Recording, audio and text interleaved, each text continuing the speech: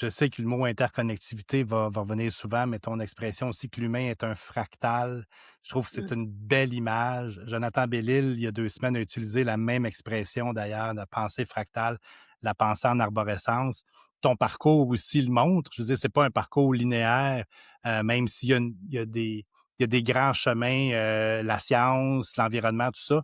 Mais, c'est moi, j'aime ça, parler à des gens qui ont une pensée en arborescence comme ça. Le podcast est créé pour des gens comme toi et moi et les invités qu'on a eus aussi.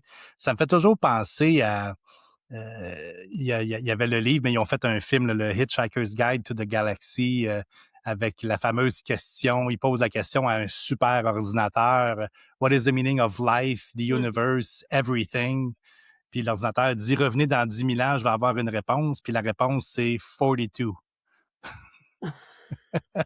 Mais, mais c'est parce que c'est ça, il essayait d'avoir une réponse unique à quelque chose qui est tellement fractal C'est ça. que si tu réduis le fractal à sa plus simple expression, mais c'est peut-être un seul chiffre. Là, c'était une parodie des Ouais, mathématiques dans ouais. ce film-là, humoristique. Mais ce chiffre-là de 42 me reste souvent à l'esprit, qui est une fausse réponse à une mauvaise question. Exactement, Se poser les mauvaises questions, c'est s'assurer d'avoir les mauvaises réponses souvent, là. exactement. Puis tu sais, la mauvaise question, c'est aussi souvent: «Mais qu'est-ce que l'autre? Mais qu'est-ce qu'il a de travers lui?» Mhm. L'autre que je ne comprends pas tout le temps, que j'aime pas, qui m'énerve, qui me tombe, tu sais? Mais on pose pas la vraie question de dire: «Qui suis-je?» Parce que j'aimerais que les gens arrêtent de penser que la normalité existe.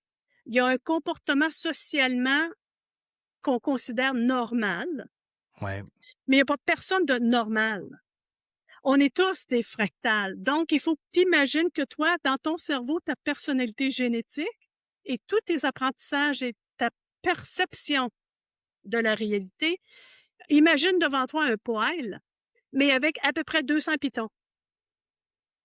Et chaque piton, c'est: est-ce que je suis bipolaire? Est-ce que je suis Autiste. TDAH? Est-ce que je suis... Et tu es un gauge, on va dire de Mhm. 0 à 3 ou de 0 à 10 ou de 0 à 100, comme tu veux, de chacun de ces 200 pitons-là qui font ta personnalité. Mhm. L'autre à Mhm. côté, il peut avoir une personnalité qui te ressemble beaucoup, beaucoup, mais il y a un piton qui est pas tout à fait pareil. Mais on est tous dans le spectre. Ouais. Il y a pas personne qui a un spectre à 0 partout sur toutes les pitons, mais elle est parfaite. Fait qu'essayer de comprendre l'autre, puis de comprendre son point de vue aussi.